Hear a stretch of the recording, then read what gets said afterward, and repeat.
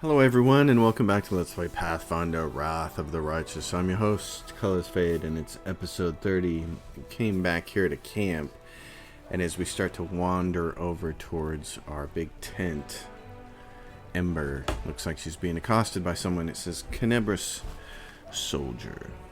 Hey little one, they say you can do magic.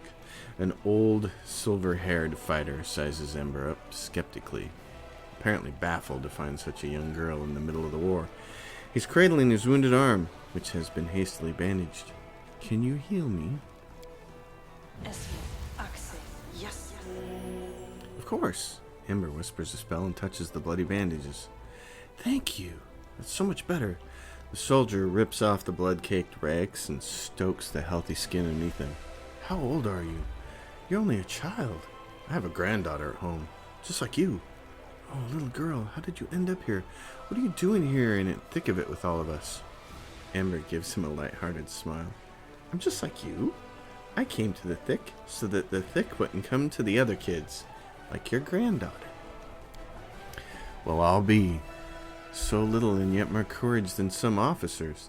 The old man runs his rough hand over her hair and she smiles at him again.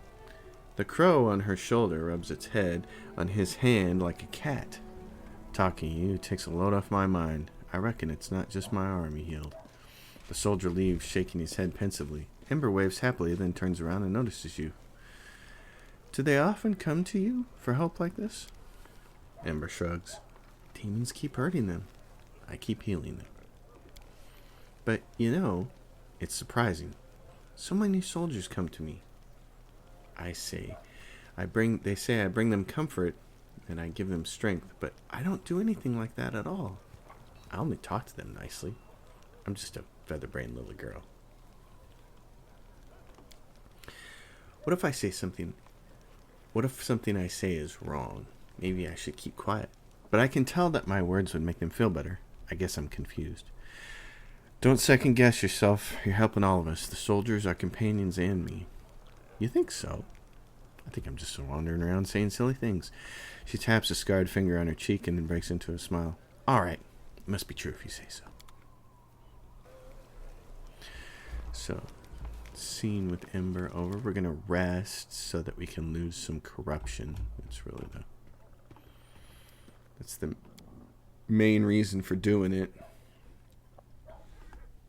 So we can reduce our corruption levels. That way we can rest more often out in the wild.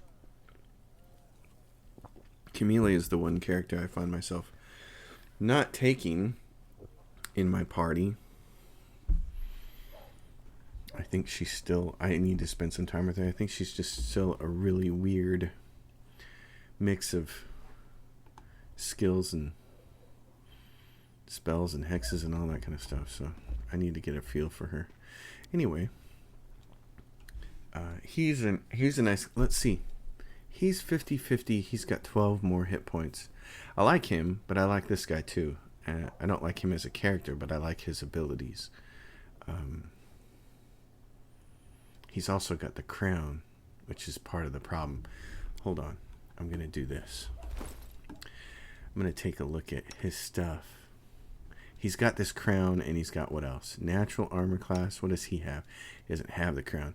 His armor class is 18, and his is 19. This is when I wish I had more skills. So I can give him this channeling. Yeah, I think I'm going to do this. I'm going to take that off, and this crown off, and this robe off, and I'm going to put them on this character, and we're going to take him for a little while. So he's going to get this robe, that natural armor bonus, that puts him, that doesn't even count. Oh yeah, it does. It pushes him up to 19, and then he's got this crown for channeling energy, which is very nice. Okay. Alright. Silver ring of protection +2. Oh, nice. That puts him at 21. Wait a minute. What's mine? Do I have a ring of protection +2? No. Give that to me. Just give that thing. Is that going to help me more than it's going to help him? Yes. Okay. That's mine. All right. Let's take him out for a little bit. Gotta flip back and forth between these two. She's the fox now. That's really funny. Okay, so save the game. We're gonna figure out where we want to go next. There's Chili Creek and Heaven's Edge. Heaven's Edge is where we have to take Darren. Chili Creek, visit Jurna and Chili Creek. Well, I guess we'll go try to do that. This could get a little hairy.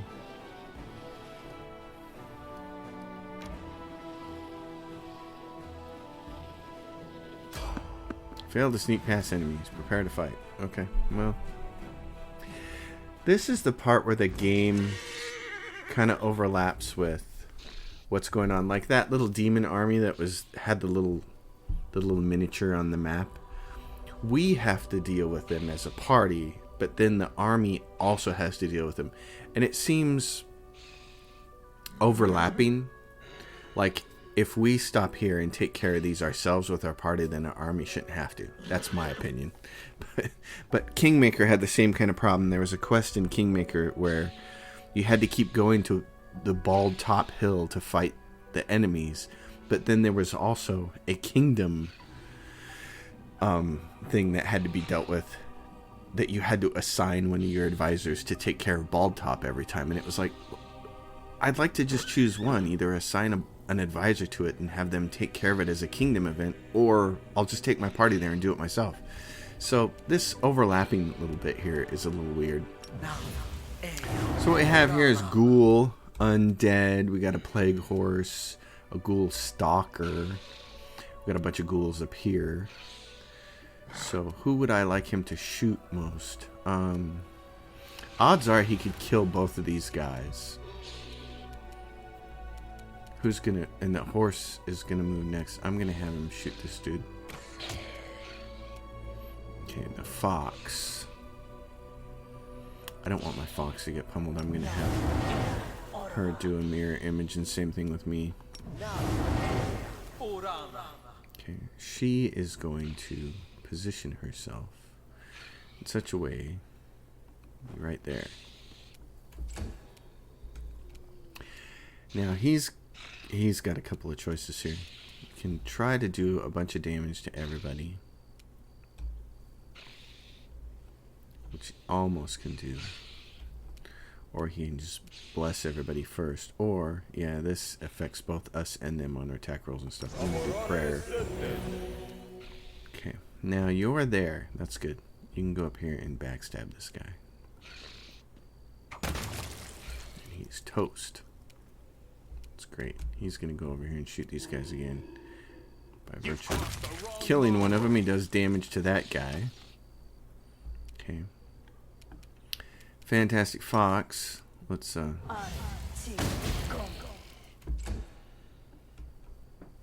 people are going to run in here now. I'm right here, and he ran right up to me. How nice. Oh, yeah. That was ugly.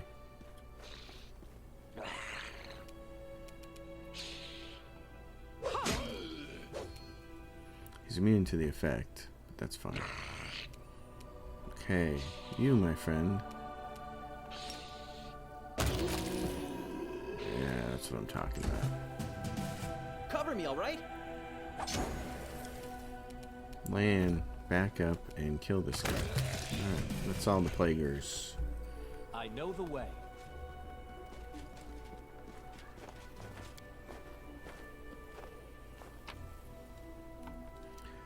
It's just some leather armor. Not enough to worry about. Not worth enough money. So Chili Creek, see, so we had to deal with an encounter right next to these demons that are still there, that are still going to have to be fought by our army. It's like, feels a little redundant. But then I'm just very picky. I just like these games to be adventure games. I didn't like the kingdom management in Kingmaker, and I'm probably not going to end up liking the whole army management thing in this. And yeah, you can kind of turn it off, but like they said, some quests then can't be done. So Jana walks thoughtfully around the grove. He pauses in front of a few trees, lingering there for some time. He seems to be examining something carefully. At the sound of your footsteps, he turns around abruptly, but anxious expression on his face quickly gives way to an amiable smile. Commander, it's so good to see you. It seems you found time to visit our quiet backwater after all. I could be mistaken, but it looked like you were frightened by my arrival. Oh, no, you startled me, that's all. It's my overactive imagination. I still can't get used to living in such a small village. The town where I grew up was a good deal larger, and it was located near a trade route, so there were always lots of new faces and plenty of people bustling around. Here, though, it's different. The moment you step outside the village, you're all alone. You can walk for miles in any direction with only the birds and animals for company. This is, of course, the way Erastil teaches us to live. But truth be told, it still makes me feel somewhat uncomfortable. Why were you looking at those trees? See for yourself. Points to one of the branches, and among the leaves you notice a small doll made of grass and seaweed tied with blue ribbon. I keep finding them here in the grove. I think it's some kind of local ritual. I've asked the villagers to tell me what it means, but they won't give me an answer. I just don't understand the reason for all the secrecy. What do the locals think of Erastil? They're indifferent. They are pragmatic people, They don't have time for theology. If old Deadeye helps them survive, that's good enough for them. Some priests get overzealous with sermons. They demand that people pray, observe all the rituals, make sacrifices. And then those priests, all holy and pious, are surprised when locals kick them out of the village, right into the nearest ditch. The priest laughs. I was taught differently. First, you have to prove your worth. You have to show them why you and your deity are useful. It's only after they've begun to trust you and start asking questions about your faith that you can really share your beliefs. Then you can tell them all about old Deadeye and his teachings. Well then, will you show me around the village? Of course. Let's go. You'll get to meet the locals, see how we live. Maybe you'll even manage to get some peace and quiet, temporary respite from the hardships of war. Alright, so he's with me and we get a walk. There's a nice little stag over there. A creek.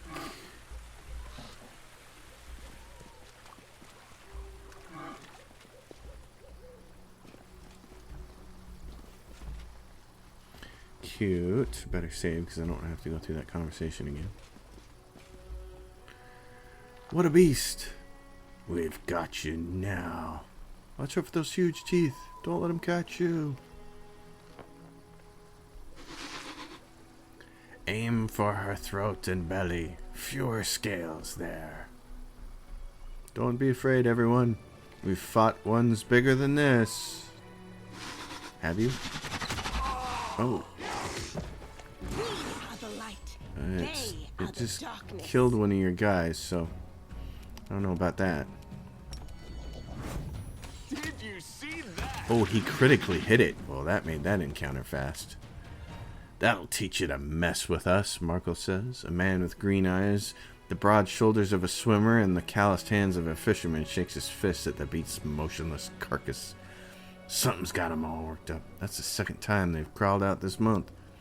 So let 'em come. A woman, her eyes the same shade of green as the fisherman, smiles at you. It's not the first time. Won't be the last. What's the matter? They can't hurt us. And you can use their hides to make a lot of waterproof coats and cloaks. Marco, Melissa, I'd like to introduce you to someone. This is Lane, the commander of the crusade. He's the one I told you about. Ah, a real hero in our little backwater. It's so nice of you to drop by. We've never had anyone so important come to visit. Heroic acts are important, but sometimes it's good to leave the front lines and talk to ordinary people living ordinary lives. Anyway, welcome to Chili Creek. Hydras are usually far more dangerous. That beast was not at its full strength. I can tell you have an eye for such things. Well, of course he does. He's the commander of the crusade. He probably could have told you all that with his eyes shut. Melissa smiles at you. It's all thanks to our mother, Icy Rill. She takes care of her children. Won't let anyone hurt them. She fills our nets with fish and drives away the monsters. That's right. And if she doesn't drive the beasts away, she'll weaken them, so we can kill them and harvest their hides. Icy Rill? Who's that? She's right here. Markle nods towards the river. Did you think this was the Selin? Nah. It'd take you half a day's rowing before you reach that river. It's big, to be sure, and very important. The Selin flows through at least a dozen countries. But where would the great Selin be if it wasn't fed by thousands of little streams and creeks, such as our dear Icy Rill? The people of Chili Creek hold the river in great reverence. The priest's observation is matter of fact, but you notice his voice sounds a bit strained. How can we not? Our whole lives are built around the river. From the wedding wreath we send down its stream to the funeral boats that floats away on the waters when the time comes. Our mother Icy Rill feeds us, gives us water, protects us. With a kind smile, Marco casts a sidelong glance at the frowning priest. The gods are far away, but our Icy Rill is right here, so we treat her with respect. Two of you look very much alike. I assume you're related? Right you are. Marco ruffles Melissa's hair. She laughs and tweaks his nose. She's my little sister. Takes after our granny. May her memory never fade. She was always restless. Couldn't sit still. And Melissa is just the same. She's always up to something. And you took after our grandpa. May the river silk be his featherbed. You're as brave as he was. Just as stubborn. You two looked very confident when you were giving orders to the other villagers during the fight. Are you in charge here? Well, how should I put this? Our village is too small for anyone to be in charge. We just happen to know a thing or two about using a weapon. So if some nasty creature comes crawling out of the river, we give the orders. But when it comes to fishing or fixing nets, we'll be the ones following orders. We're not an army, and there are no officers here.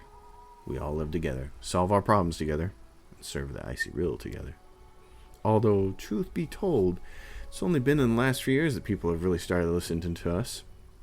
Before that, villagers kept to themselves and no one wanted to go poking their nose into anyone else's business. When we first came up with the idea to start trading on the river, the other villagers stubbornly dug in their heels. But after money and goods began to flow into the village, they changed their minds. Yeah, the village has been growing. We're getting to see all sorts of things we had only ever heard about before. The year before last, we had a fair, and people came all the way from Kennebrus to attend. Then a priest came, and we'd never seen one of those before in these parts. And now, who would have thought? The commander of the Crusades has decided to pay us a visit.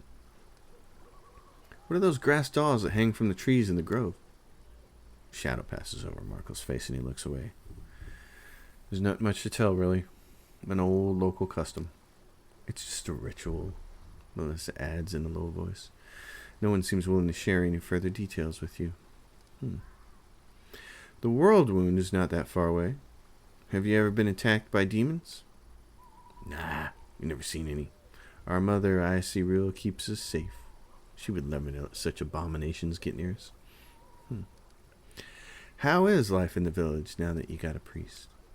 Not much has changed. Markle shrugs and smiles amiably. He's a good lad. He does some healing. Never bothers us with sermons. Why, he's even learning to fish in his spare time. He also knows a lot of songs. And when he sings, it makes you want to sit and listen. Melissa smiles archly at the priest and he blushes. Okay. I have to go. Back to front. Melissa shakes her head. I can't even imagine the nightmarish creatures you have to fight there. Have a safe journey and swift victory. So there's a villager. And that's it. Oh, and there's some loot. Is this a potion of vanish and a mutated fish? Mutated fish always reminds me of the Simpsons. Anything else going on here? Something's up. Dolls. Anytime you see with the wooden fence and the strange villagers and they're being elusive, it always reminds me of the werewolves in Baldur's Gate 2. When you come across the werewolf village, it's like, ooh, what's this? Where's this go? Where's this place go? Got a stag up here. That is not far. Megaloceros. Megaloceros. That's funny. Oh, got some We got some wolves. A dire wolf. How? Level 5 animal. Okay. Well then. Sneak attack's always good. Throw them together. There you go. What do you got? This guy and that guy. Shoot him. I said shoot, not miss. There you go. Heck yeah. Animals gotta eat too, but, you know. Wolves. Wolves, man. Those. Oof, boy. My old man works for the fishing game. And, Alpha Wolf. How big is that? Level 7. And he, just sent me a picture off one of his cameras. I'm all ears. A pack of wolves. You won't survive me. Break against our resolve. Okay. Oh yeah, I can run and do this. That takes that one out. Okay, ferocious wolf. Shoot the alpha. She can run up there and stab it. I'm just gonna have her shoot. Not into combat, so she doesn't have to take a giant penalty. He's got only a few little blesses here. I need to get these things. So he's got what, 2 blesses? Is that because he only has that many memorized? What's his spell book look like? 1. Oh yeah. He's got what else? Command. Oh, he's got command. Okay. Yeah, I'll just send him up here.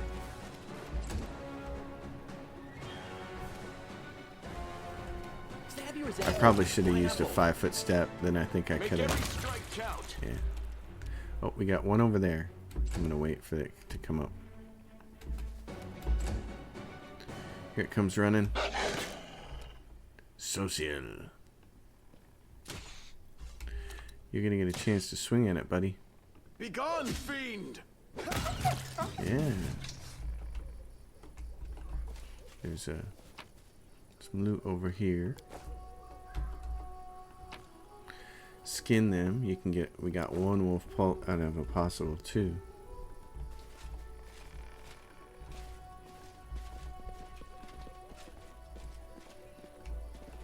And this is the edge of the map. Okay. Well then.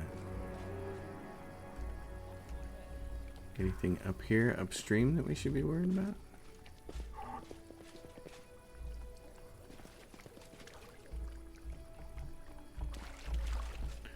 We got a stag. Elk. Nice. Got some loot. I know the way. Anything else?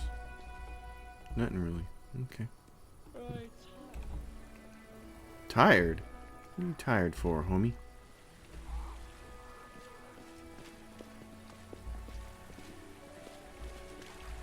Follow my lead. Wolves. Oh, what is this thing? What is that thing? It killed all these wolves. It's a plagued Smilodon. It's a level 14 undead critter. Oh, well. Okay. I'm gonna run out here. Cast mirror image. And have him get ready to do some extra damage. You've crossed the wrong mongrel. Yeah, it's got a lot of hit points. It's gonna run up there. Oh, it runs right by me. Right by me. Oh, and there's 2 of them. There's a big bear too. Plague bear. Undead level 10. Okay. I think you have to heal Sela. You can't get away with doing anything else here. So, let's look at your spells there. Home Slice. Level 3. What is this? Spell magic. You don't need that, but you do need to cure serious wounds on her. Okay, Sela. Let's see. The Plague Bear. What is this thing has? Oof. AC 20.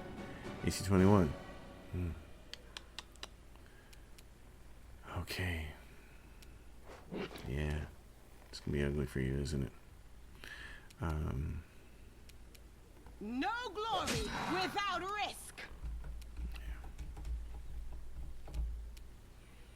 What are the odds? What's the reflex save is 7 and he's large. Okay, hold on.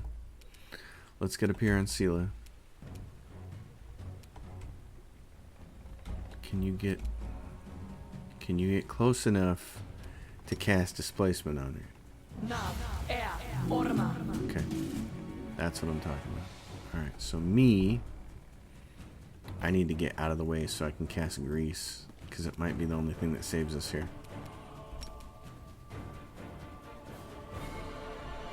That's going to be hard to pull that off. We're all a little too close to it. And it saves anyway, which I kind of figured. That's too close. He's going to fall down. What's his alternative? He can move 5 feet over here and stab this thing twice. Okay, that helped. You can kill this thing, so use an extra. You won't survive me. Yeah. Oh man, that was sweet. I am prepared. That was nice. Okay, My will Soizio. is resolute. Yeah, our boy D has a lot more As it should be. healing.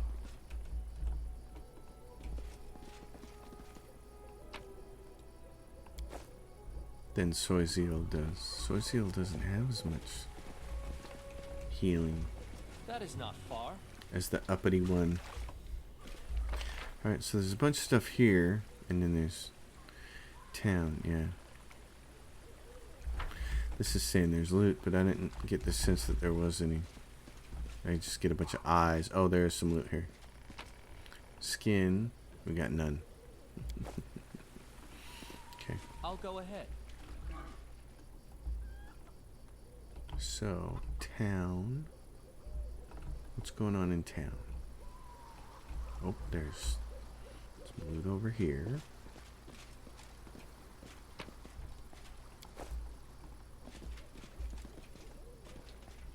Something fishy about this town. You can tell. Just don't know what it is yet.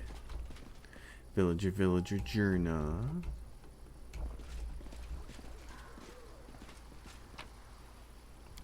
Food. We're just coming in here to take all your food, and there's a recipe. There's a recipe. Filter from the newest to oldest. Take this and copy recipe. Now we can make that. That's nice.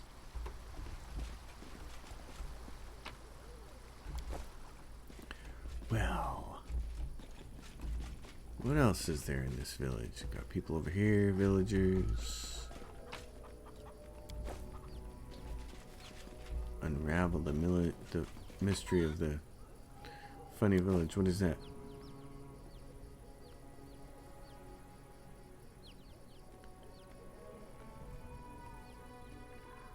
If something happens, it'll happen there, not here. Things stay quiet around here thanks to the river, and that's how it should be. I don't know, and I don't want to know. You're better off asking how many catfish we'll catch this season. Now that's the real question, and a good one, too. As for all that demon stuff, who cares?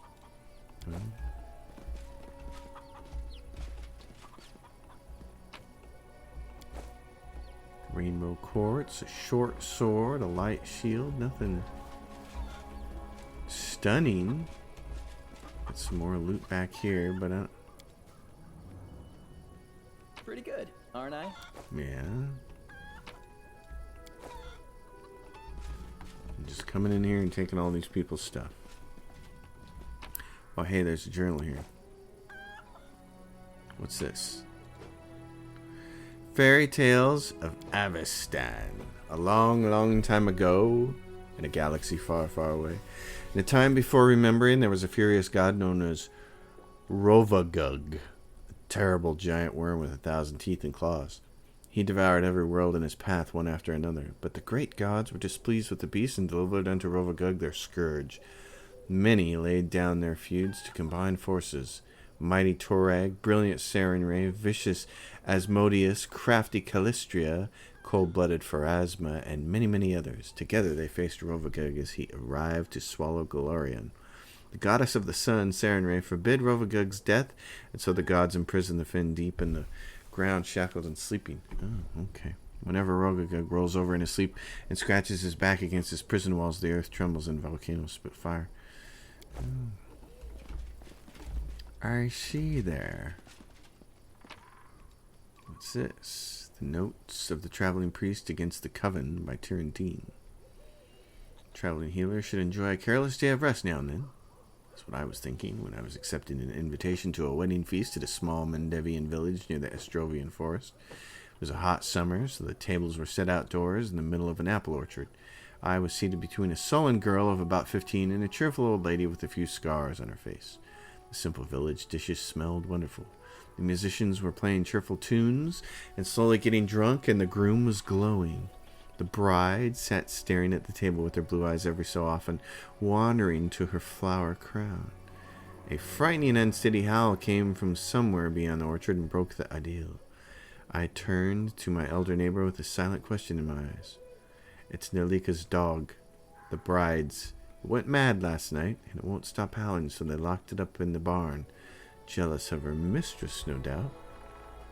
I quickly got up, and the adolescent girl who sat beside me followed along.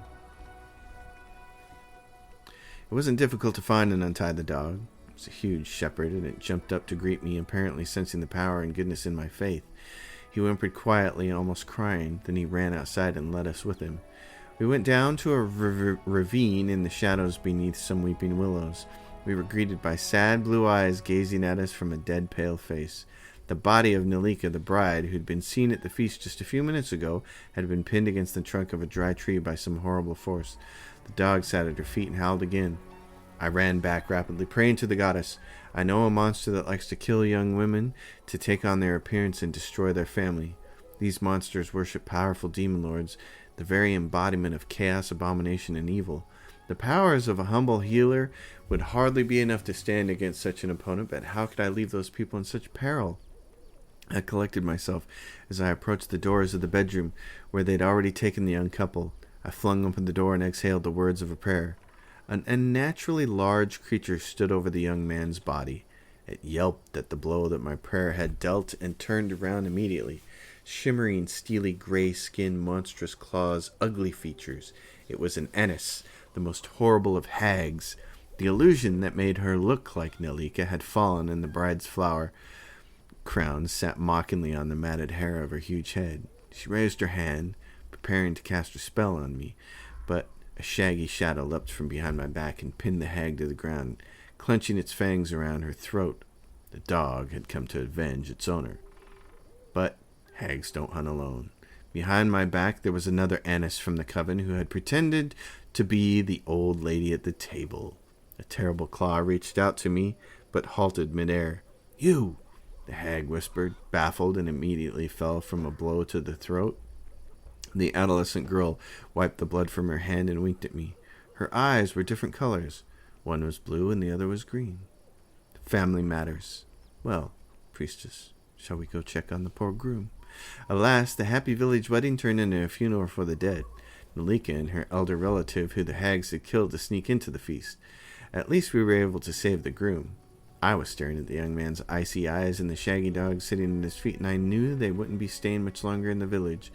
Soon the Mendevian crusaders would have a new recruit and his dog in their ranks. 2 more souls with a grudge against demons and those who followed them. Before leaving the village, I visited the girl, a foundling cared for by the village herbswoman. "Why did you decide to go against the coven?" I asked her softly. "I was born 15 years ago, after a similar wedding. Hags often bear the children they conceive, after killing the bride and taking her place in the groom's bed. Such children usually follow in their mother's footsteps, but I decided I preferred to be human." I nodded. I might have not been able to rest carelessly as a celebration, but this was worth it. The child of a monster had stepped on the path of redemption and spared the world from the very evil that had spawned her. Well, that's interesting. This is the way we live out here. We're not wealthy, but things are at least relatively quiet. That's it. So, rest will help you. Nothing else. Villager, villager, I know villager. the way. What about these two? Look, the commander's here. Welcome back. Please stay here for as long as you like. When Crusaders are near the Whirlwind, they often experience nightmares when they sleep. Do you have any troubles with the nightmares here? Don't know what you're talking about, if I'm honest. I sleep like a dead man. Nothing to complain about. Do you worship any deities here? Faith, religions, deities. With all due respect to Jurna, no one out here has time for such things. Maybe people in the city can go around saying prayers and listening to sermons, but in backwater places like this, we're just doing what we can to survive. There's only one provider and protector for us. Yeah, the river doesn't care about prayers and sacrifices, and if Icyreal wants something in exchange for her help, she just takes it without asking. How are things in the village? Not much happens in the village. I'm sure you have a lot going on, and stuff is always happening in the cities and on the front lines, but things are pretty quiet out here. But let's see. What's the latest news from our little village? Well, we went fishing and caught some ruff. They were big, too. Nice and plump. Fat as piglets, I tell you. What else? Weevils have eaten through our carrots. They gobble up everything down to the last stalk. Then the other day, old Bragg went to fix his roof and took a hard fall. If it hadn't been for Jurna and his prayers, we'd have kicked the bucket by now. No doubt about that. You must think it's ridiculous to call any of this news. Also, Jurna is downright wonderful. I don't know. Maybe his prayers are working. Maybe he just has a lucky touch, but whenever he blesses me, I always catch a boatload of fish. Also, he sings like an enough already. Marco frowns. Jurna this, Jurna that. That's all I ever hear you talk about.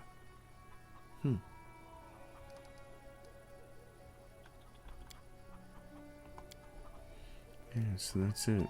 That's the only new dialogue we get out of that.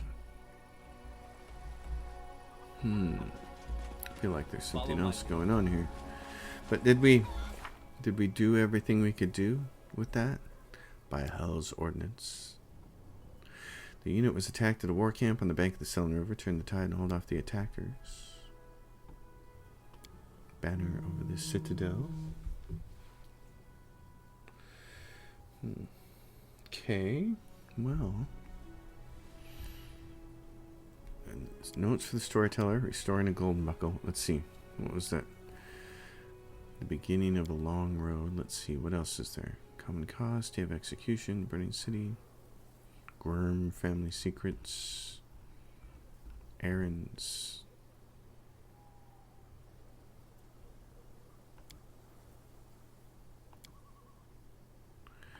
I thought there was a specific quest for us.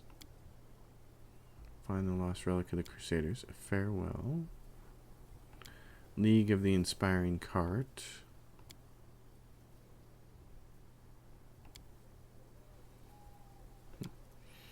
The Stolen Moon.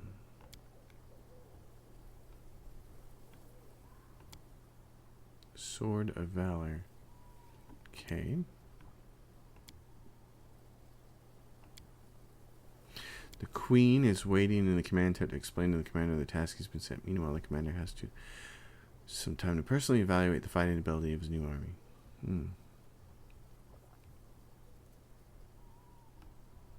Okay, done that. Group of designated, yeah, so that one's done. A little fishing village on the bank of the Selene River has been without a priest for many years. That's it. So it's just done. Wait for the liberation of Kennebrus. Yeah, so it's all done, and there's nothing else to it. There's nothing else to it. Well, as it should be. That all seemed very suspicious. I guess maybe there's a piece of... Oh, here we go. Gloves. Oppressor's gloves.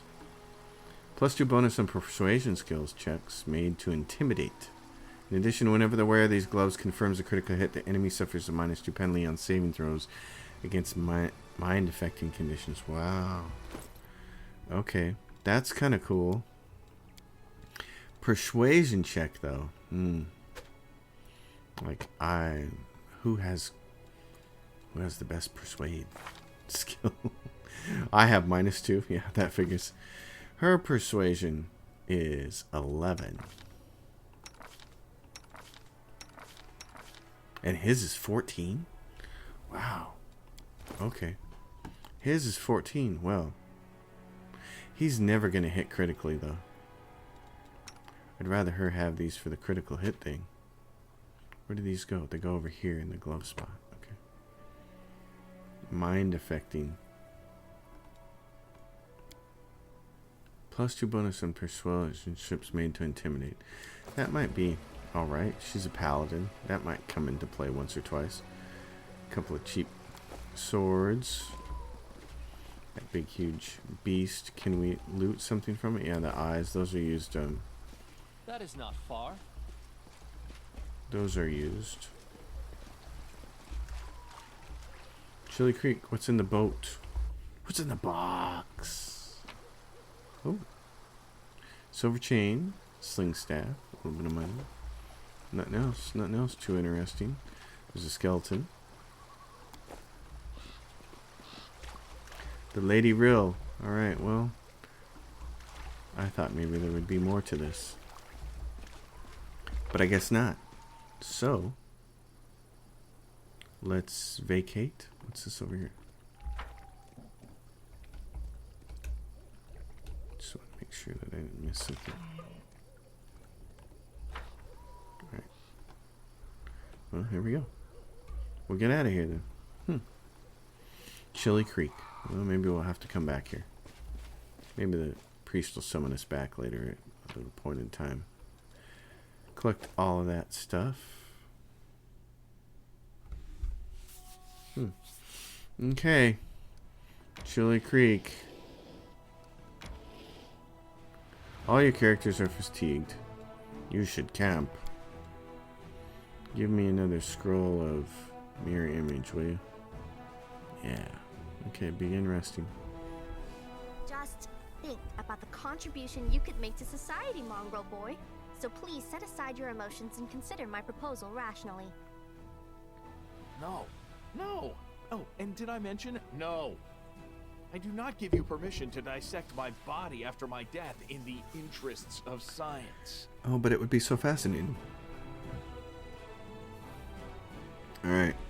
A little corruption. We'll go head our way over to Inconspicuous Camp. Make our way over in that direction. Yeah, I'm going to enter this location because what I'm going to do is I'm going to end this episode. I'm going to swap out Sozio.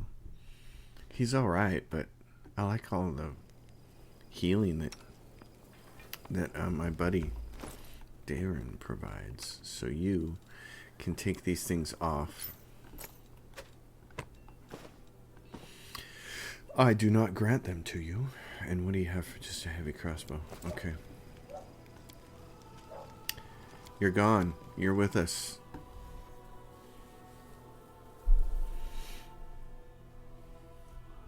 Camellia has youth and talent in her favor. Maybe so, but... Alright, you, my friend, you get this crown. Positive channeling. It's right up your alley. Don't be a stooge. Alright. Nameless ruins. Ruins nameless. Underground hideout. Leper's smile? Okay. Danger and distress rest heavy upon the scales, their measures soaring on the dangerous march to Dresden. The army moves steadily along the bank of the West Selen, scarred with canyons and ravines. Suddenly, a group of scouts returns, and Evia, the leader of the group, makes two urgent signs to the soldiers. Wait and quiet. She dashes through the ranks to the commander, who waits her report. We're in trouble, the girl whispers. The road ahead is split by a canyon. To get to Dresden, we'll have to go down and then up the other side, but the canyon is swarming with foul creatures. Vescivores. A real pain in the neck. They won't shy away from our soldiers' weapons, and they've already managed to gobble someone up. Look like a caravan of refugees from Kinebris that lost its way. No one has ever reported Vescivers so far from the center of the whirlwind. Where did they come from? Anivia bites her lip. They still haven't noticed us. But that won't hold true for long. Maybe if we retreat quietly, the commander makes a sign for her to stop. Find out what else is known about the enemy. Those nasty little critters, they can ruin your gear and drive you nuts with their buzzing. Anivia says in a rush. They got a queen, the mother of the whole swarm. She's a right horror. But if we kill her, the bulk of the swarm will scatter. We'll take care of the rest of them somehow. After hearing a scout's report, the commander prepares to convene a council. The commander and his companions convene a field council. The army cannot march around the obstacle, for there is no other road. Retreat is far too risky. Should the swarm notice the army and catch out in the open, no one would survive. None utters the word trap, but fear hangs in the air. A swarm of omnivorous beasts just happens to be in the army's path. Someone has arranged for this, for their own nefarious ends. Rustling, grating, squeaking, humming, everyone hears the voice of the swarm, though the sky before the army remains clear. For now. How long until it's darkened by the flying spawn in the abyss? An idea, a decision, straight and sharp like a soldier's sword, appears in their minds. The Crusader Council grows grim. One unit must act as live bait to lure the swarm out of the canyon and clear the path to the Vescivor Queen. The commander will rush the monster, killing her quickly before the swarm decimates the army. They will get out but one chance. A dark question looms. Who will lead the fateful squad and be consumed as bait? In moments of extreme stress, one often says one thing while meaning quite another. These hidden words often reveal many a curious thing, and what do we see here? Irabeth nobly states, I'm an officer, best suited for the mission. But in truth she means, I cannot burden another with my responsibility. Lane, send me. Nura, the historian, emerges with an unexpected suggestion from behind the commander's back. This is just the sort of situation where ingenuity and knowledge of the enemy will be more useful than swords and armor. While she speaks, she thinks, I need to prove myself. The Queen has yet to disclose her presence and watches quietly from a distance. The commander thinks he should choose Nura. The commander and his party disappear along the rocks, preparing to slip down into the canyon while the swarm is distracted by their bait. A tight-lipped Anivia shows the way. Behind them, the final preparations are being made. Here's what we'll do, Nura instructs the soldiers. We'll approach the precipice, stomping and banging our swords against our shields. We'll get the swarm's attention as quickly as possible. Passion burns in her eyes, and her lips curve into a smile of satisfaction. The soldiers tread fearfully down the road toward the dark edge of the canyon. The rift that yawns open before them whispers, rasps, rattles in thousands upon thousands of voices. Vescivors gather below, but the sky is open above them, and the flying creatures might rise up and attack at any moment. The soldiers soon find the first body, the mangled corpse of a refugee from Kinebris. A few straggling Vescivors wriggle inside the dead man's gaping chest. Tiny larvae and greenish shells, all shuffling legs and hinged jaws. They don't seem menacing at all. But then the rasping noise stops for a moment, and a high vibrating note pierces the air with new force. A blur of blackish green cloud rises above the canyon. The swarm has taken the bait. Scatter. The rasping, mumbling, and buzzing of the swarm paralyze the soldier's will. Poisonous mandibles cut through armor and bone.